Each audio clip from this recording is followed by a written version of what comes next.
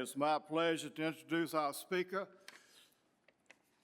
Rick Myers, known as John Frederick. He was born in Dayton, Ohio, graduated from the College of DePaul University, the Medical School of Ohio State, did his orthopedic residency at Washington University in St. Louis.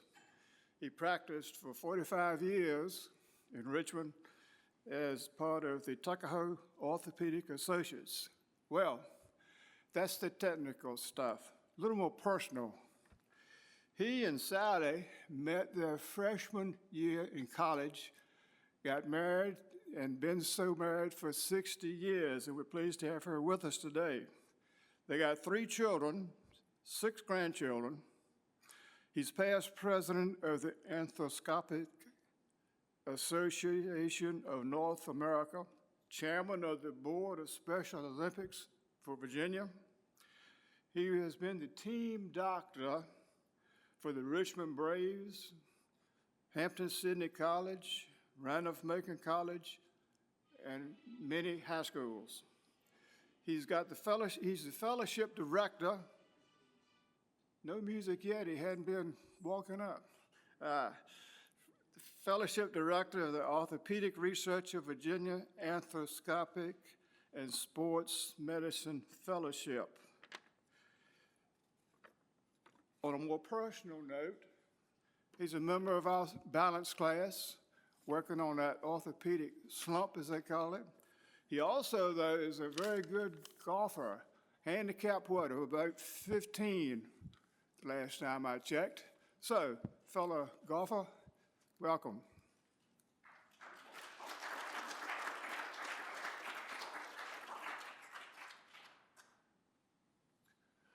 Well, thank all of you for coming. This is a tremendous turnout. He just gave my first 2 slides worth of talk, so I can move right on here. I thought today I would go through how I got to the Olympics and all the steps you go through, and maybe give you a few funny memories I have of things that happened along the way. We got involved in arthroscopic surgery early on, so I did a lot of continuing education talks. And I would always bring this slide along, and I'd introduce myself and say I was from Richmond, Virginia, and talk about Monument Avenue, and tell them that these were runner-up trophies for the Civil War. I got involved with the Olympic Volunteer Physician Program through a friend of mine, Bill Grana. We had been residents together, and he was practicing in Oklahoma City and thought I would be interested in that program because he was already in it. So what you do is you apply in Colorado Springs, and you send them your resume and all the sports stuff you've done. And if you qualify, they invite you to one of the Olympic training centers. So I went to the Olympic Training Center in Lake Placid. There's also one in Colorado Springs, one in San Diego. And so it was like going to summer camp. It was August in Lake Placid. You might think, how do they train winter athletes in the summertime? Well, the luges have wheels on them. The bobsleds have wheels on them. The aerial skiers jump on a trampoline and do their flips and land in a swimming pool. The ski jumpers, there's a ski jump made out of plastic shingles with water running down it, and they go down the ski jump and land in the hay. So what happens there is you cover the events, you work in the training room, and they evaluate how well you relate with athletes and with athletic trainers. And if that works out for you, then you get invited to the next step. You can see my bicycle there. I had to buy a bicycle up there because we had a mini triathlon every Wednesday night. So I bought the bike. I still have that bike down at our beach house. So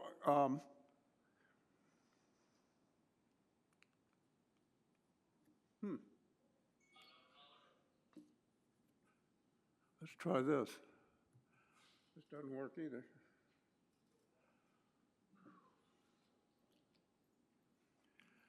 Well,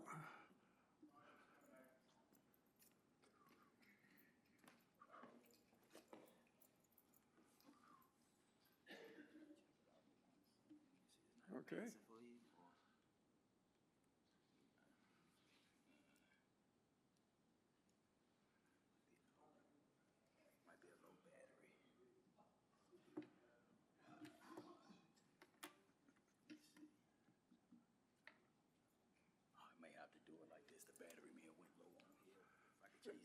And so I do, just press that. Okay, so I passed the first step, and the second step is to go to an Olympic sports festival. These are for future Olympians, like late high school, early college, and they're held like every 2 years in different cities. So I went to Minneapolis to the Olympic Sports Festival. Here I am sitting with a couple of the athletic trainers, and I think we were watching gymnastics. We lived in the dorm at the university there, and there was no air conditioning in the dorm. It was so hot. I had to go out and buy a box fan and get in the shower and just stand there and let the box fan dry me off. A couple of things I remember from there. One is we were doing physicals on boxers ahead of time, and I was working with a cardiologist. And in med school, I had not done a lot of medical electives because I knew I wanted to go into orthopedics, so I was doing neurology, physical medicine, rehab, and orthopedics. But I did take one class in cardiology. It was called phonocardiography, where we'd listen to heart sounds. And so I'm doing a physical on this kid, and I say to the cardiologist, does a split S2 heart sound mean anything in a boxer? And that means normally the heart goes lub-dub. This would go lub-dub-dub. He says, looks at me, he says, what do you know about an S2 heart sound? You're an orthopedic surgeon. I said, well, I got to know everything about my athletes. The other thing I remember is sitting at a basketball game with Roy Williams' wife watching Shaquille O'Neal play. He was a senior in high school. So at these events, you are evaluated by a doctor, a trainer, and a civilian volunteer. And you don't know when you're being evaluated or who's evaluating you. But I passed that test. So next, I went to the Olympic Sports Festival in Los Angeles. And there were events at USC, Loyola Marymount, and UCLA. So we were all over the place there. But I was at USC. And here we are examining a knee. This is my friend Roger Cruz, who was my roommate there. He's a primary care doctor in Toledo, Ohio. And you'll see more about Roger later on. This is me sitting with Greg Louganis watching diving. If you remember, Greg was a diver, and he cut his head open when he hit the board when he was competing in the Olympics in Korea. And my friend Bill Grana had to sew him up. And not everybody knew Greg had HIV, but the Olympic team knew, so Bill was very careful. The other thing I remember about the LA Olympics was how tired I was, because my daughter was out there in Teach for America, living in Manhattan Beach with 5 or 6 other young people, and she'd say, Dad, let's go out tonight. So we'd go out till the bars closed and come back and get up at 6 in the morning and start working again. So, well, I guess I passed that. I didn't hear anything for like 2 years, and then they said, okay, you're going to be the head doctor for the World University Games in Zakopane, Poland. And then the next year, you're going to be the head doctor at Lillehammer. So this is us in Zakopane, Poland. We had like 6 athletic trainers and 4 doctors. We didn't have 4 doctors all the time because one night we went out with the Russians and they started drinking vodka. And I left about 8 o'clock, and one of our doctors stayed and tried to drink vodka with the Russians, and he couldn't work for 2 days afterwards. Not much went on there, except we didn't have a lot of snow, as you can see. And if you were a horse, in Poland in '93, you worked really hard. Those horses pulled wagons full of snow around to cover up the course where we needed it. They had tractors, Russian tractors, but they're all broken. They couldn't get any parts for them. So there we go. And now, finally, we're on to the Olympics. This is a hotel in Oslo, and we stayed there for a couple of weeks. All the athletes came through and got physical exams and histories and got their apparel and all that stuff. Overall, we had a total of 147 athletes. This was our medical exam form with a medical exam and an orthopedic exam. These are the athletes filling out their medical histories. This is my friend Roger Cruz. He was selected to be one of the physicians on the Olympic team. It was nice to have a medical guy there because we could check out each other's mistakes. He would always look at, if he was off campus one day and a coach from the ski team came in and she had a urinary tract infection and she told me she was allergic to sulfa. So I put her on, I think it was doxycycline, and he came back and he's looking through the notes. He said, "Boy, that was a really good call. How'd you know how to do that?" And I said, "Well, my dog had prostatitis once, and that's what the vet put him on." And so here we are doing physicals on them, and then we would talk to them about their ongoing problems and what we needed to do to get them through their competition. And then this is also where we picked up our apparel. It's just unbelievable the amount of stuff we got. Just boxes and boxes. We got not only apparel, but we got watches, we got cameras, we got rings, we got sunglasses, just everything you can think of. And this is the outfit. I tried to find the blazer and the tie, but somehow it's gone. I don't know what happened to it, but I've still got that heavy coat, which I don't wear very often. And this is just shows you how the Norwegians are really into winter sports. This is in the middle of downtown Oslo, and it's a ski jump right in the middle of town. So this girl in the center is Jenny Stone, and she was the head trainer for this Olympics, and she and her husband also ran the whole program. And she said to me, "Rick, your job is to not embarrass me."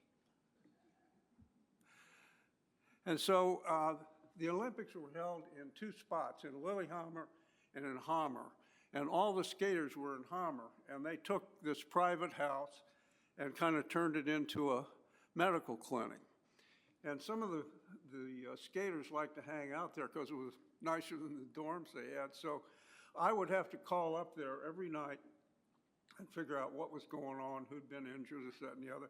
And a lot of times, Roger was at the skating event, so I would talk to Bonnie Blair, one of the speed skaters. So Bonnie and I became pretty good friends over that 2-week period.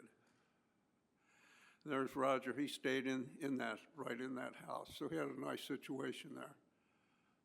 This is the dorm for the Americans in Lillehammer, and Tanya Harding was assigned the bottom left room, and Nancy Kerrigan was assigned the top right room. Tanya ended up not staying there, but we'll get more into Tanya a little later in the presentation. This is the Olympic Village. This was our clinic up the flight of stairs there.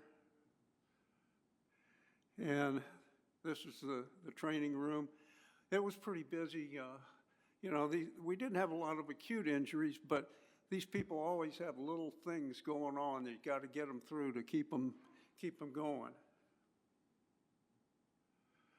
And there I am, probably talking to Bonnie Blair on the phone, but I had a lot of paperwork to do, besides doing the coverage and working in the training room. This is the dining hall for the Americans. If any of you have been to University of Richmond's dining hall, this is pretty similar. It's just fantastic, the amount of food they have, the variety, that kind of thing. They also had a media room where all the athletes could look at pre-recorded competitions for the day. We had a putting green, and there was a putting contest going on. And 8 out of the top 10 people in that putting contest were hockey players. So I guess Happy Gilmore really did have something going there. They also had pool tables and video games and pinball kind of thing. So the games finally began. This is opening ceremonies. I was allowed to march in opening ceremonies because I was the head doctor. And the blonde there is Donna Weinbrink, and she had won a gold medal in mogul skiing, the Olympics before, and those guys hitting on her are the Jamaican bobsled team. These are the town folks. They were very enthusiastic. This is an oompa band that would go to a lot of the competition and get things fired up. These are volunteers who were stomping down the snow for the aerial skiers, so when they landed, it would be smooth for them. And here's the aerial skiers. They go up this ramp and they do all their twists and turns in the air, and then hopefully they land like this. Some of them land facing the hill and fall down and get a bloody nose. And this was down at the bottom. I had to cover this event, and it was so cold. My feet would just kill me. I would take a cardboard with me and try and stand on the cardboard to keep my feet warm. Also covered ski jumping. This is the top of the jump, and they sit up there until they're ready to go, and then they take off, fly, and hopefully land like this. You know, it looks terrifying, but there's the slope of the hill, so they're never more than 10 feet off the ground. But it looks like they're flying off the end of the earth. So this was our one injury we really had. This guy was a Nordic combined skier, which is ski jumping and cross-country skiing. And he broke his ankle. He slipped on the ice walking home from a hockey game one night. And these are the Norwegian crutches. This is how they look when you're inside. And when you go out in the ice, you just flip that down and you won't fall down on the ice. Sally was able to come over for a week. She stayed up in Hammer with Roger Cruz's wife. It was nice to see her and have her over there. I had her bring my old camera with me. They gave us this nice Sony camera that had all these automatic features, and you'd take it out, and after about 2 pictures, it would freeze. I said, bring me my old manual camera so I can take some pictures. And so I said we'd talk a little bit more about Tanya Harding. Tanya had sprained her ankle just prior to the Olympics, and we'd been rehabbing her, and I was supposed to go up and examine her and see if she was able to compete in the Olympics. And so she was staying in a house that somebody had provided for her. And so fortunately, I was very professional. I examined her and told her she could go ahead and compete and stuff. And so next day, I get a phone call from Sally, and she said, "Did you know you were on Inside Edition?" I said, "What do you mean?" She said, "Yeah, you examined Tanya Harding's ankle on Inside Edition." Apparently some guy had been hiding behind a potted plant filming me, taking pictures of her. Anyway, she didn't have a great Olympics. She ended up 8th overall. It wasn't all work. You had some time to rest and relax and even fall asleep. So the final thing that I covered was bobsled. And if any of you are NASCAR friends, you might remember Jeff Bodine. He kind of got involved with bobsled because they weren't doing very well, and he thought maybe he could design a sled that would help them, but it didn't. Anyway, this is putting the skids on the bobsled. These are very well protected in boxes, and they're greased and waxed. And now, wrestling is not a part of the Winter Olympics. This is one of the coaches stretching out one of the bobsledders. And this is what their shoes look like. And a bunch of them take off and jump in, and away they go. And this is just I thought this might be a picture of closing ceremonies, but I don't think it is. But this is just shows you how excited everybody was about the Olympics. And it was a fun time. I wouldn't trade it for anything. So, any questions about anything? I have a question. Uh-huh. Did you get paid for this? No, I did not. And the funny thing was, prior to going to the Olympics, everybody in our group had made the same amount of money. But we had a couple guys that didn't have the same energy level as everybody else. So right before the Olympics, it became eat what you kill. So I went 5 weeks with no income. But I thought, you know, when I get back, I'm going to be the most popular doctor in Richmond. And I'd written some columns for the newspaper for the sports section. I got back, I didn't have any practice. You're gone, people forget you. But it came back. It came back. So. Rick, how many doctors? We had like 4 doctors and 6 trainers. Now, there were multiple events happening at the same time. A couple of doctors assigned to each of these. Yeah, right. And some of the teams had brought their own doctor with them, like the U.S. ski team always used a guy named Dick Stedman from Vail. And the hockey team had asked to have a doctor come with them, and I'm not going to tell you his name, he's a very good doctor, but he just can't shut up. And so, you know, we'd be working in the clinic, he'd be telling me how to hit a golf ball. Donna Weinberg came in, the Olympic mogul skier. He was trying to tell her how to ski. And the hockey coach comes up to me and says, "You got to do something about him. He's driving us crazy." I said, "He's driving me crazy. You asked him to be here." So once you're the head guy, you're done. Roger Cruz went on to be the head guy at the next Winter Olympics. Any problem with language among you talking with the participants? No, I mean, This is the question. Repeat the question, please. The ones who don't speak English, if you had trouble talking with the participants. well, all the ones I was talking to were Americans, so I didn't. You talk with the Russians. Yeah. So I thought of another cute sports medicine thing that happened to me. There are like 6 former NFL players in town, and I have provided medical care of one sort or another, about 5 of them. But there's one guy I'd never seen, and I was talking to one of the guys I treated. I said, Use the mic. Use the mic. "Oh, I'm sorry."